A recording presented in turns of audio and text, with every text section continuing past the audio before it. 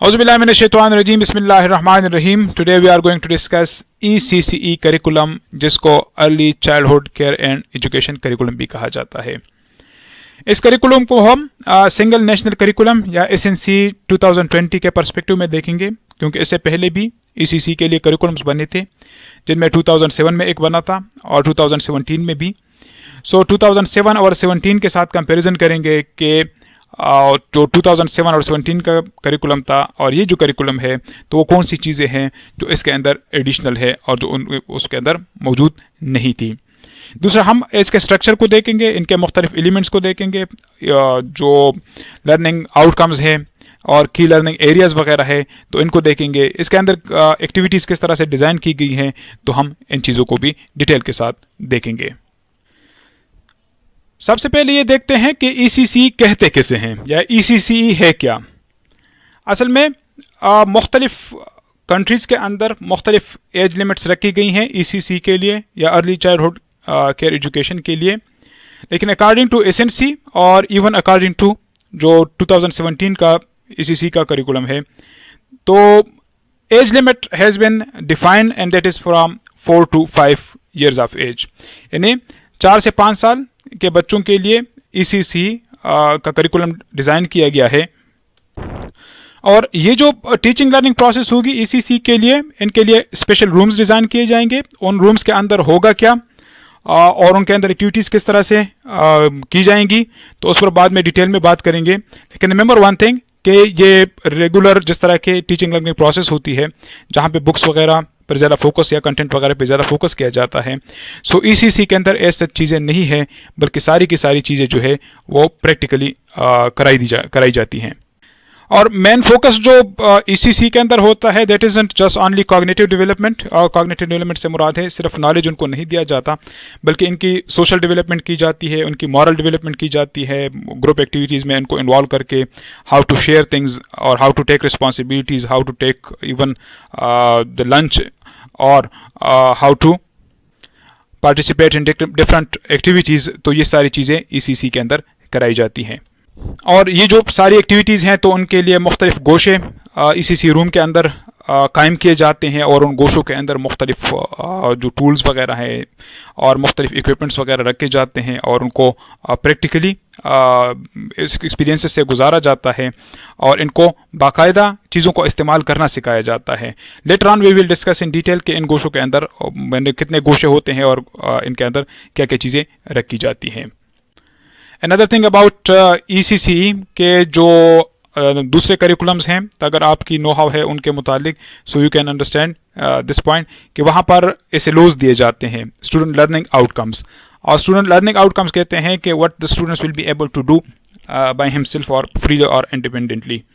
लेकिन जो learning outcomes ECC के लिए रखे गए हैं, so they are called ELOs, जिनको ELOs और एक्सपेक्टेड लर्निंग आउटकम्स, कि we are expecting the children to do this thing.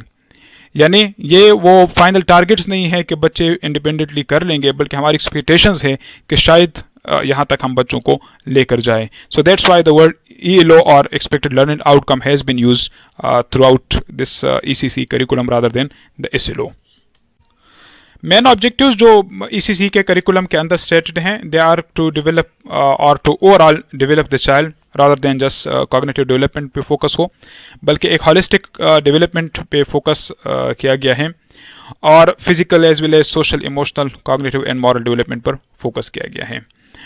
दूसरा objective, that is to make familiar the students with Islam and Islamic society, और कुछ beliefs and practices of other religions, तो उनको किस तरह से respect देना है। यानी एक इंक्लूसिव क्लासरूम के लिए बुनियाद रखी गई है ECC के अंदर भी।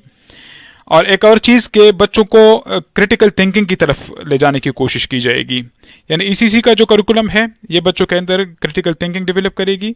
बच्चों को आप प्रैक्टिकली जब एक्टिविटीज़ के अंदर इन्वॉल्व करेंगे, so automatically they will start thinking by themselves. और ग्रुप एक्टिविटीज़ भी वहाँ पर डिज़ाइन की गई हैं। तो एक और ऑब्जेक्टिव जो इस करिकुलम का है, that is to develop tolerance and respect for diversity, कि देयर में डिफरेंसेस इन ओपिनियन। और जब ग्रुप एक्टिविटीज़ वगैरह होंगी, तो लाजमी बात है बाज़ औक़ात बच्चे इमोशनल या एक्साइटेड हो जाते हैं। सो उनको किस तरह से अपने इमोशंस को किस तरह से कंट्रोल करना है, they will be taught these things at the ECC level. And another objective of the curriculum is to make them good Pakistanis and make them feel pride in being Pakistani.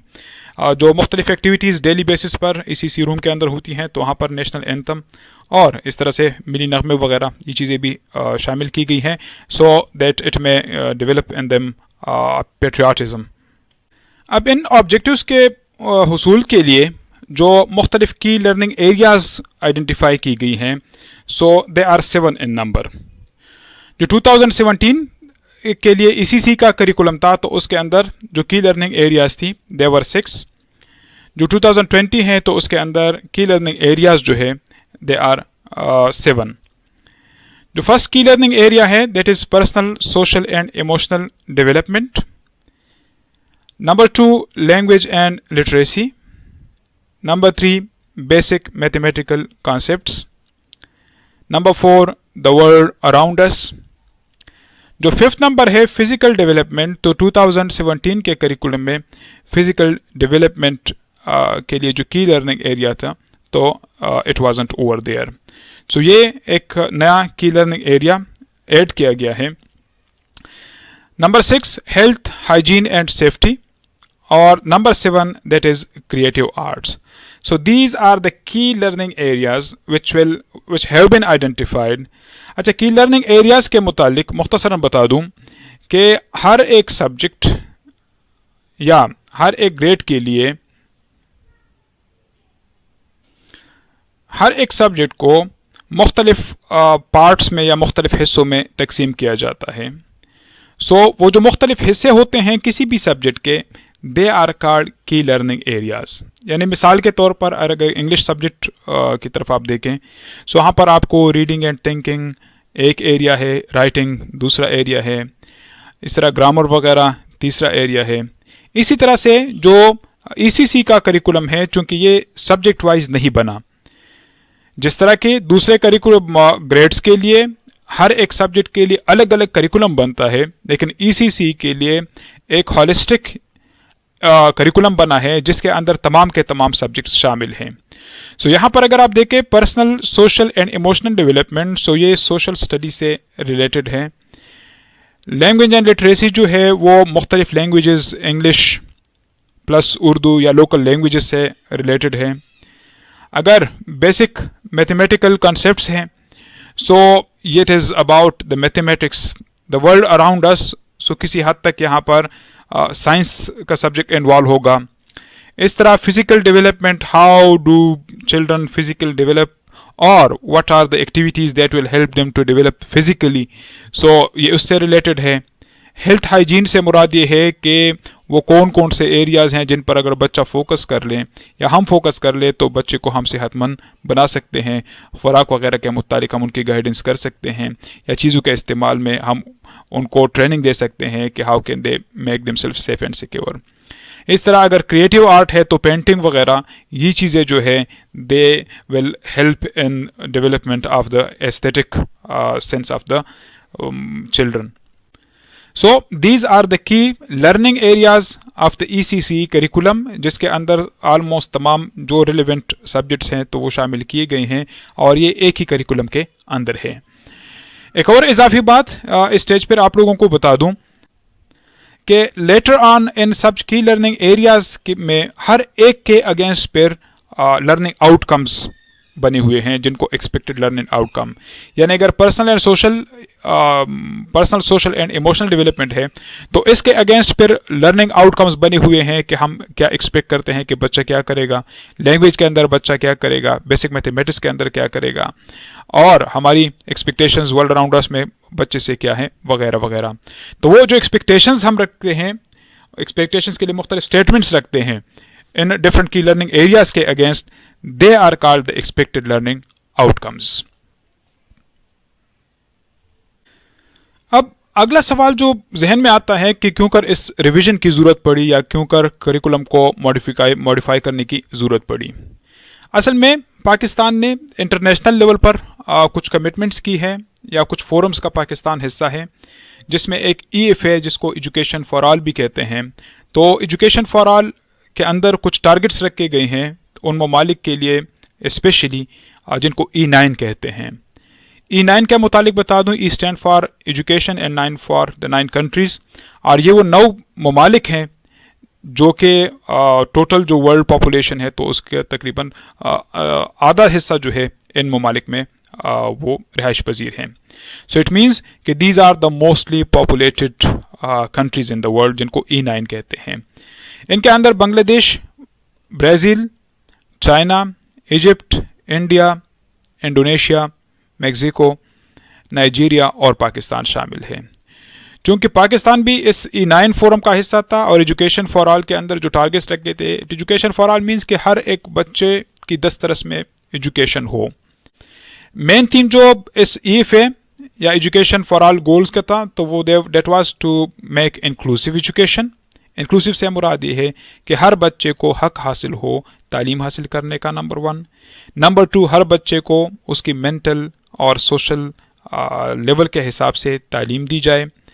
Number 3, मज़हब के base पर या social setup के base पर किसी को exclude ना किया जाए, बल्कि all of them should be included. So that is called inclusive education. It means to everyone according to his needs and aspirations, जो बंदा जो भी करना चाहे तो उसको वो फैसिलिटीज़ अवेलेबल हों। नंबर 2, रेलेवेंट, के बच्चों के जहनी इस्तिताअत के मुताबिक जो है उनको तालीम दी जाए। And quality education for all, और क्वालिटी के जो मुख्तलिफ इंडिकेटर्स रखे गए हैं इंटरनेशनली, तो उनके अगेंस्ट जो भी एजुकेशन आप प्रोवाइड करें तो उन इंडिकेटर्स के अगेंस्ट हो। अगेंस्ट से मुराद नहीं कि मुखालिफ हो, अगेंस्ट से मुराद ये है कि उनके मुताबिक हो। सो एक तो ईफे के अंदर गवर्नमेंट ने कमिटमेंट कर ली कि it will provide inclusive education और रेलिवेंट एंड क्वालिटी एजुकेशन। दूसरा, जो कि इंट्रोडक्टरी सेशन के अंदर भी मैंने जिक्र किया था, SDG 4 का, सस्टेनेबल डेवलपमेंट गोल्स, और इसके अंदर जो टारगेट्स रखे गए हैं वो है एजुकेशन फॉर ऑल बाय 2030, यानी 2030 के तक हम मुख्तलिफ टारगेट्स को अचीव करेंगे। उन टारगेट्स के अंदर अगर हम समराइज कर लें, सो दे आर 10 इन नंबर, लेकिन डिटेल में नहीं जाते। सिर्फ जो ECC से रिलेटेड उसके अंदर जो टारगेट्स रखे गए हैं तो उनको जो 2 हैं तो उनको देख लेते हैं।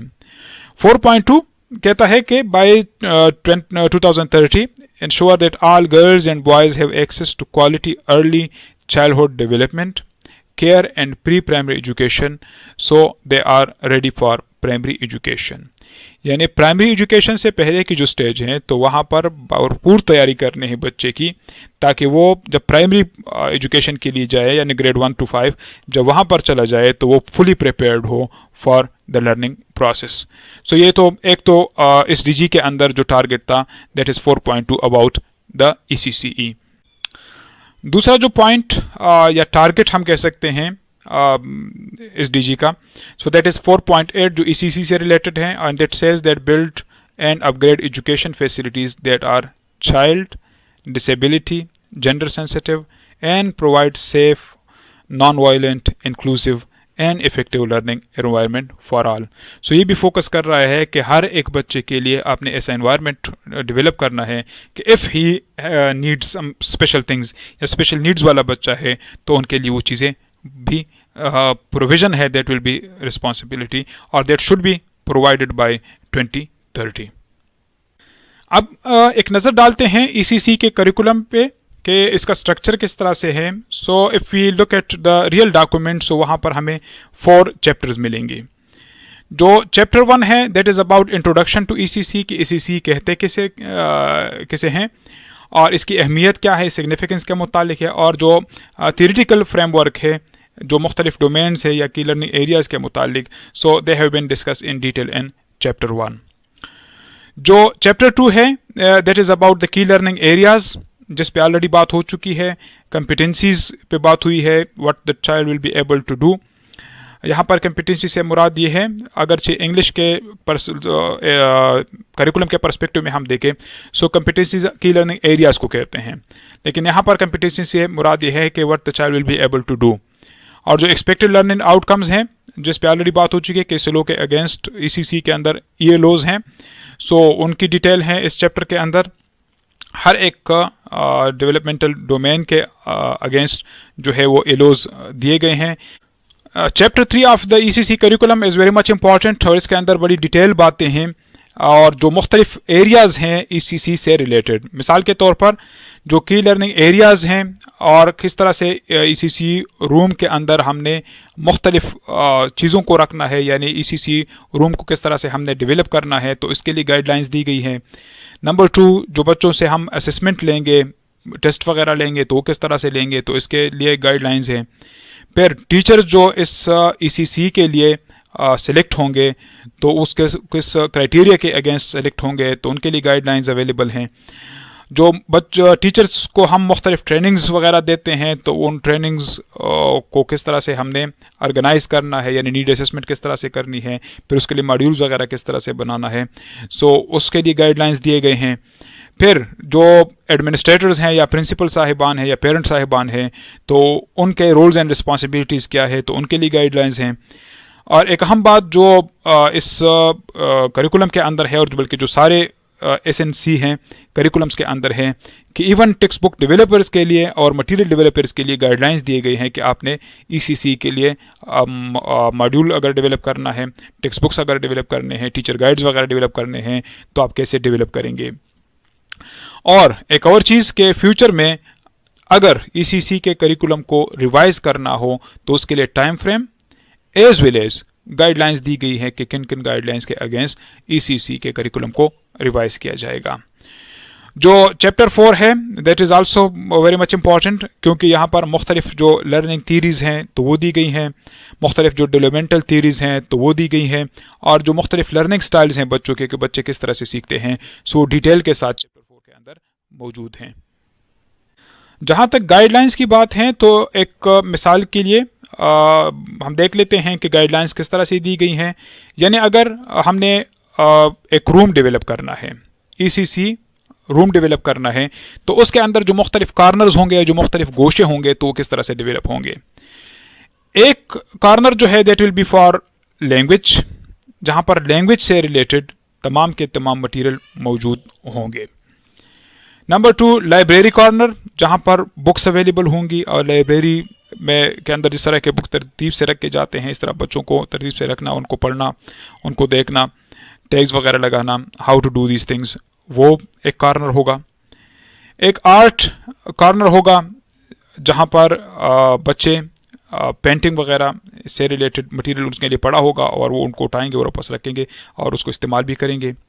एक मैथमेटिक्स के लिए कॉर्नर होगा, इसके अंदर मैथमेटिक्स के अंदर जो भी चीज़ें यूज़ होंगी वो सारी की सारी चीज़ें रखी जाएंगी। साइंस कॉर्नर होगा, जहाँ पर साइंस से रिलेटेड जितने भी मटेरियल होगा तो वो रखा जाएगा। और होम कॉर्नर, क्योंकि होम प्रैक्टिसेस भी हमने कराने हैं, घर के अंदर जो एक्टिविटीज़ बच्चे करेंगे, या घर के अंदर सलाम वगैरह करना, या चीज़ों का इस्तेमाल करना, दस्तरखान वगैरह बिछाना, ये सारी की सारी चीज़ें। सो all these things are placed after different corners. Remember one thing, corners doesn't mean the real corners, क्योंकि रूम के अंदर तो सिर्फ 4 कॉर्नर्स होते हैं, बल्कि these are the different spots। बहुत बड़ा रूम होता है ईसीसी का, और उसके अंदर मुख्तलिफ जिस तरह के बुक्स के मुख्तलिफ नामों के हिसाब से स्टॉल्स वगैरह रखे जाते हैं, सो इसी तरह से इन मुख्तलिफ प्लेसेस पर मुख्तलिफ सब्जेक्ट्स के रिलेवेंट मटीरियल को रखा जाता है, and they are called the गोशे और the learning corners.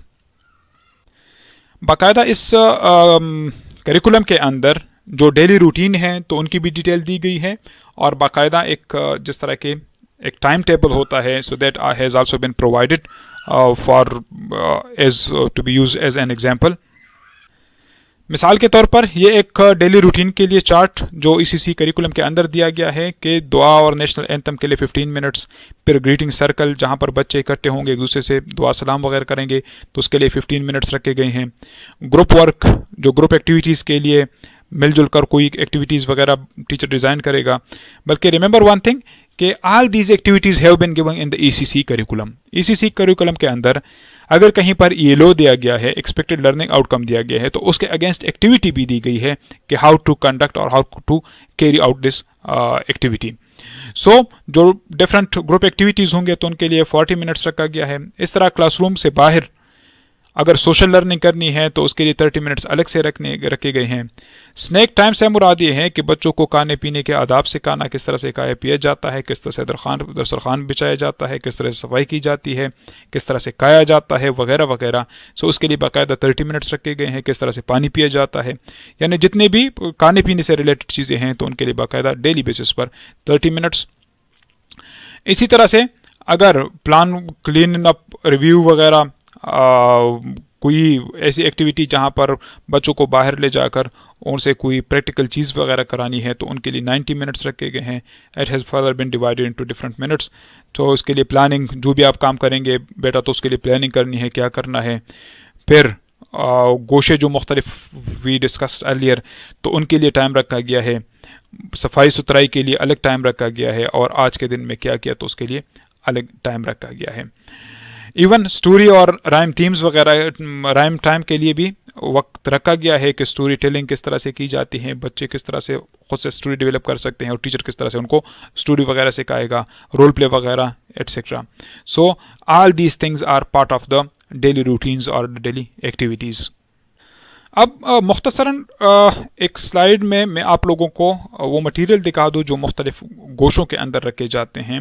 If you look at the creative art work, तो उसके लिए जो मटेरियल रिक्वायर्ड होगा, पेंट होगा, पाउडर पेंट होगा, कैरन शेविंग्स होंगी, pencil shavings, wood shaving, plastic bottles, plastic jars, paint, saucer, sponges, etc., etc. So these material or list of these material has also been given in the ECC curriculum. अगर आप दूसरे गोशे की तरफ देखें, अगर मिसाल के तौर पर उन्होंने कोई मैथमेटिक्स वगैरह की एक्टिविटीज़ करानी है, सो मैथमेटिक्स के लिए जितने भी चीज़ें उनको रिक्वायर्ड होंगी तो वो सारी की सारी डिटेल दी गई है। इस तरह अगर रीडिंग राइटिंग के लिए है तो उनके लिए सारी की सारी डिटेल दी गई है। So it's a complete document where each and everything about the ECC classroom is available. So here concluding we can see that ECC curriculum is a complete document जिसके अंदर ना सिर्फ की लर्निंग एरियाज की identification की गई है, बल्कि हर एक की लर्निंग एरिया के अगेंस्ट पर ईलोज दिए गए हैं, उनके लिए एक्टिविटीज़ डिज़ाइन की गई हैं, गोशे किस तरह से डेवलप किए जाएंगे और गोशों के अंदर कौन कौन सा मटेरियल रखा जाएगा, या डेली रूटीन के अंदर कौन कौन सी एक्टिविटीज़ होंगे, उनके लिए कितने कितने मिनट्स वगैरह होंगे। So all these things have been given in detail. So if you don't have any information or knowledge about the ECC, then just go through the ECC curriculum and you will get a clear-cut idea about what is ECC curriculum. Hopefully this session will help you to understand the ECC curriculum. Thank you so much for listening. Allah Hafiz.